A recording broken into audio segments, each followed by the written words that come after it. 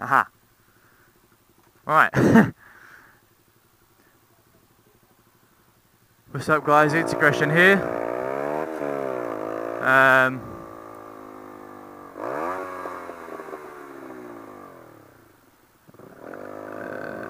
bet you any money that guy was sitting on his phone. Oh, for fuck's sake, just get out of the fucking way.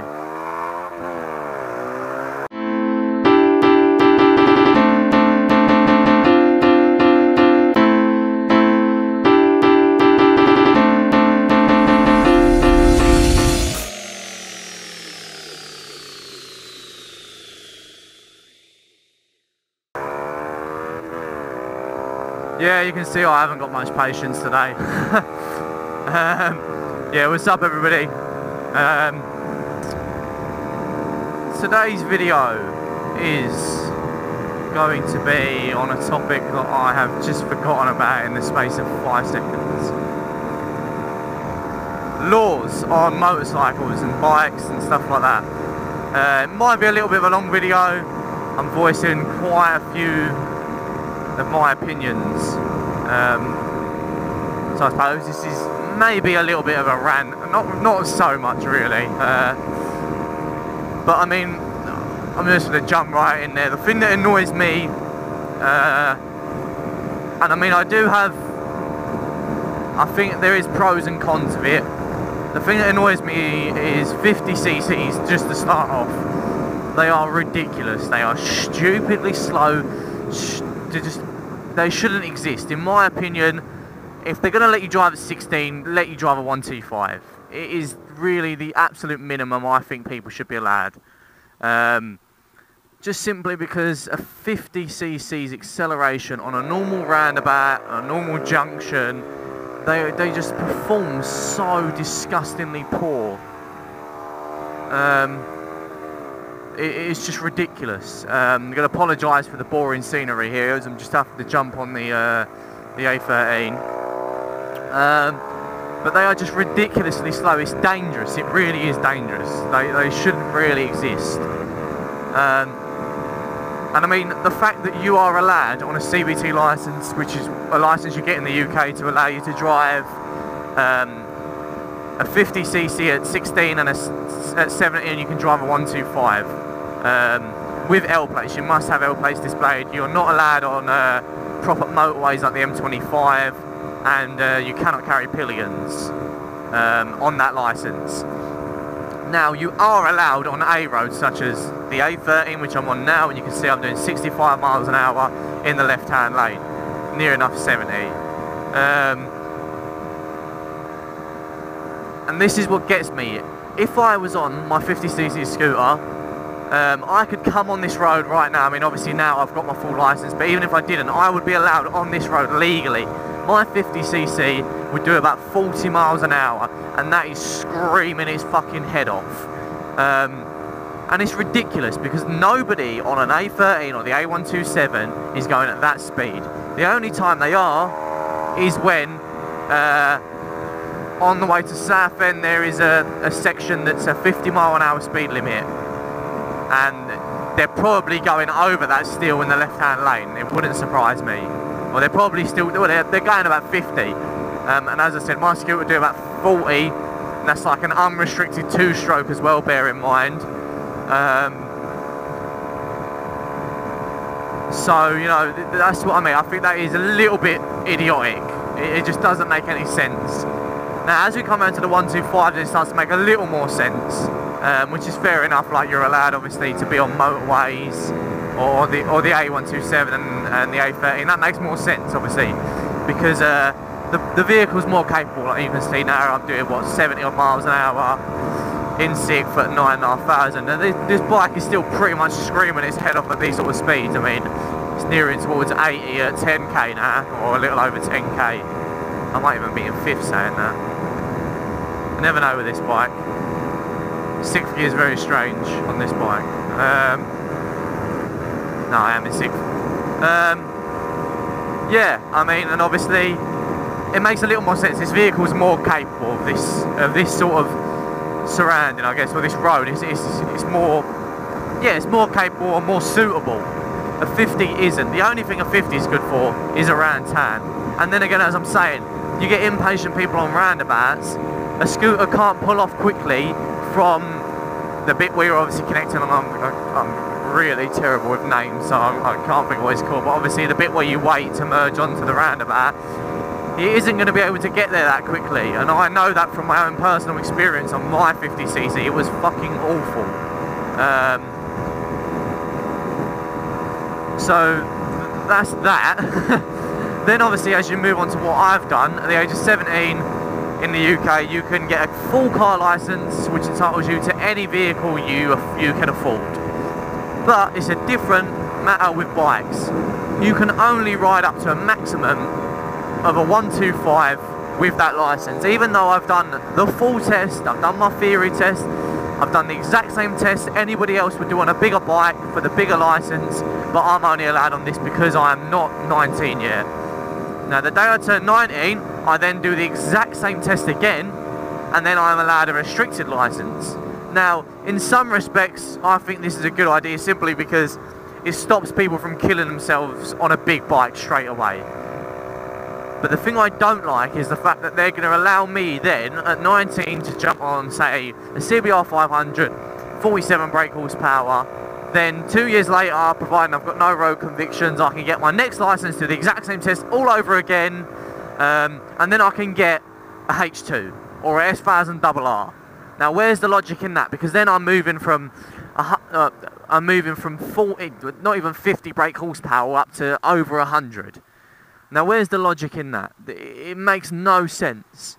And I mean, I've said it before. How applicable is the knowledge on a bike that small, and all your experiences on a bike that small, to a bike, I'm going to go this way, to a bike that big? Because it's a hell of a lot different riding a bike like that. Did my camera just turn off? No, it didn't. I keep getting so paranoid because I know the battery's low-ish. Yes, I mean, I think that is stupid. I think what they should have done, 16 125, between 17 and 18, let you get, say, like a 300, 400, maybe even a 500 at a stretch. Then at 19 to 21, let you get something like a 600, because that is when, in my opinion, bikes really do start to take off and they take shape. Because that's when their power really starts to be noticed massively. I mean, an R6 and a CBR 600RR, the performance of them bikes in comparison to the 500 Super Sports is massive, and it's undeniable. So I mean, that's the way I think it should be. And obviously I understand they want to lower the deaths of young motorcyclists. I respect that. That's a good thing to strive for. But the way it looks is that, oh, let's let them get to the age of 21, then they're old enough to make their own choices, let them go kill themselves after that, they're not our problem anymore. But until then, let's make their life hell, make them do like 8 practical tests just to get on a big bike. When obviously, as I've blah blah blah blah blah, as I've explained, oh my god, what the fuck was that? Now that's a classic example of drivers in Essex, even though I just didn't do really the best thing on that roundabout, but everybody does it. Even though there's no excuse. But yeah, I didn't cut anyone off. That's my excuse. But yeah, as I said, you can get a 17, get a car license, and you're allowed absolutely any car in the world. If you can financially afford a Bugatti Veyron, you can go get one. There's no restrictions on your license. And that to me is just, it's like motorcyclist. It is just purely against bikes. And I was talking to a guy at a training centre today, and he said something interesting I never took into account before. Like the weight and speed, obviously, because the bigger the vehicle and the faster it's going, obviously the more damage it's going to cause. I didn't take this into account before, but he said something along the lines of, obviously, like big articulated lorries should only really be doing roughly around about 60 miles an hour on a motorway, and big vans should only be doing around about, no, sorry, 50. And then big vans should only be doing around about 60 apparently. This is what I've heard.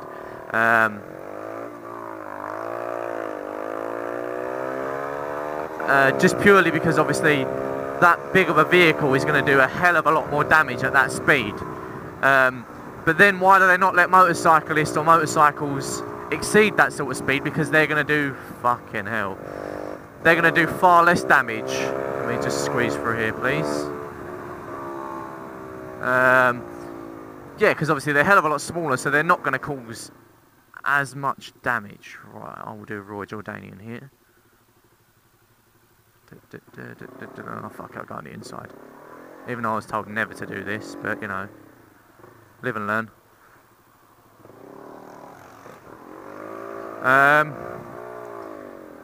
Yeah, I mean that makes no sense to me. But obviously that's the government for you. That's the way they run and that's the way they work. They love to make things complicated. Obviously I understand the fact that maybe there was a lot of underage motorcyclist deaths on 600cc's and above, below the age of whatever. That's why they've obviously brought the restriction laws in and stuff like that. But it makes it complicated and stupid, because if you want them to gain experience on lower cc's, which makes sense, I understand that, because it gives you time and a more forgiving bike to learn, why are you not letting them experience a slightly bigger bike that really is the kind of the full ticket?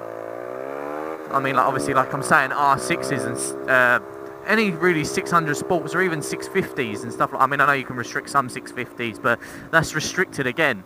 I mean, fully unrestricted. There should be something in between a full license and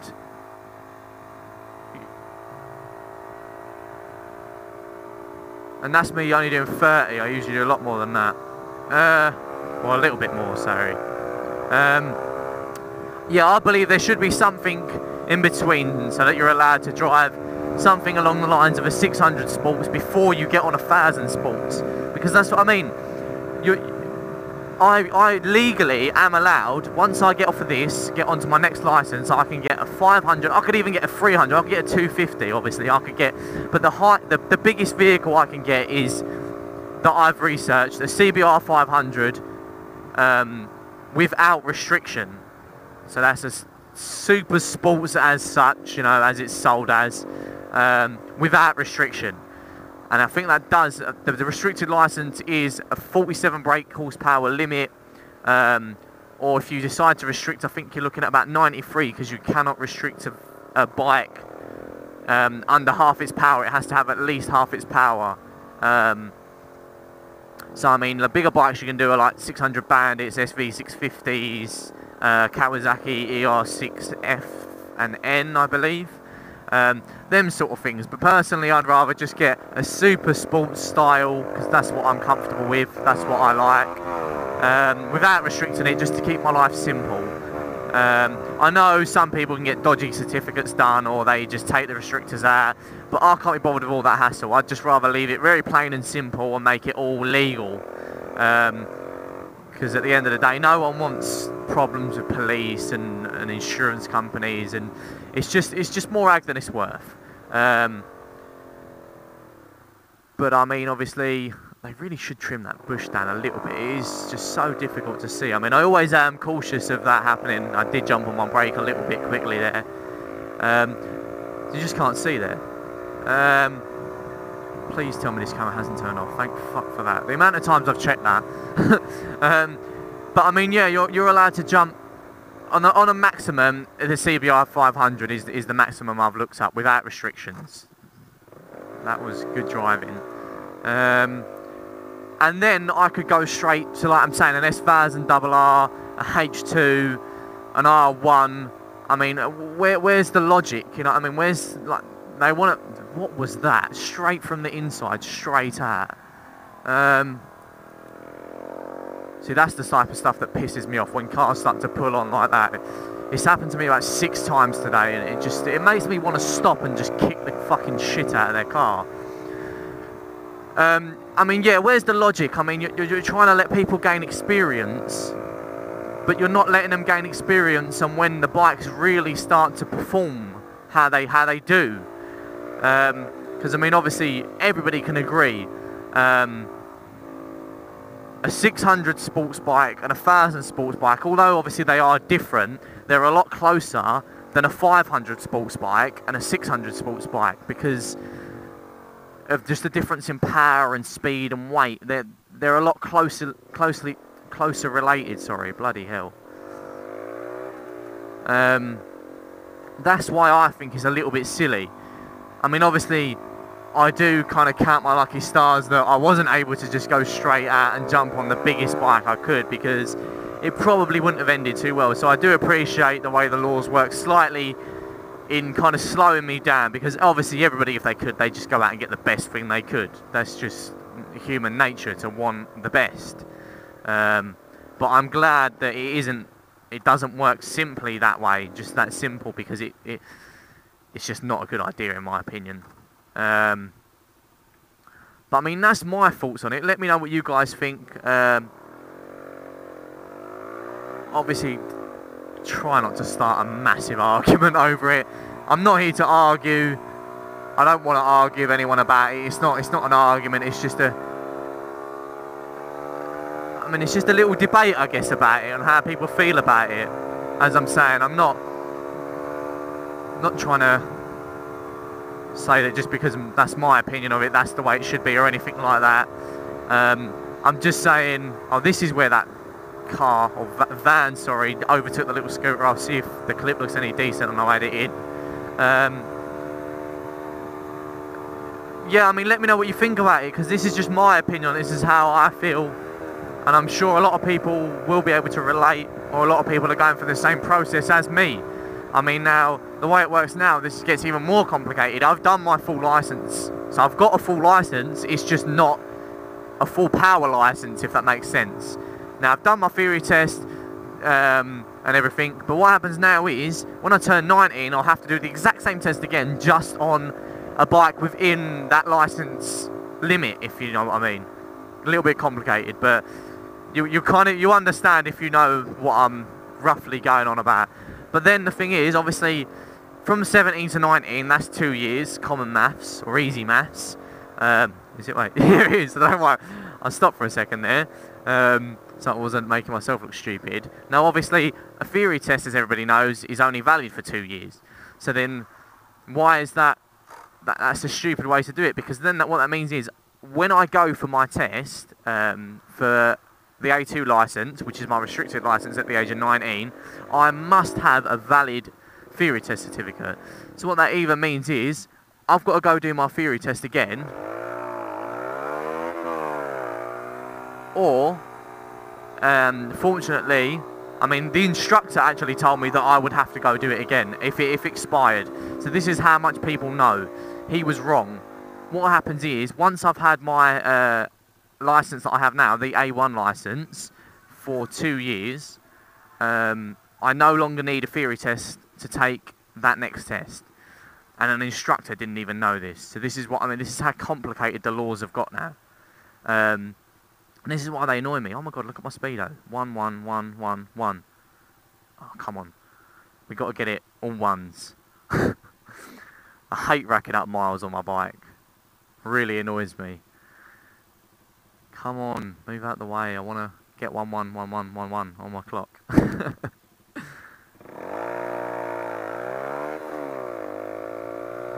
There we go. Come on. Let's get it visible. 1, 1, 1, 1, 1, 1. Woo! Yeah. Yeah, as I'm saying, that is my opinion on it, guys. Let me know what you think.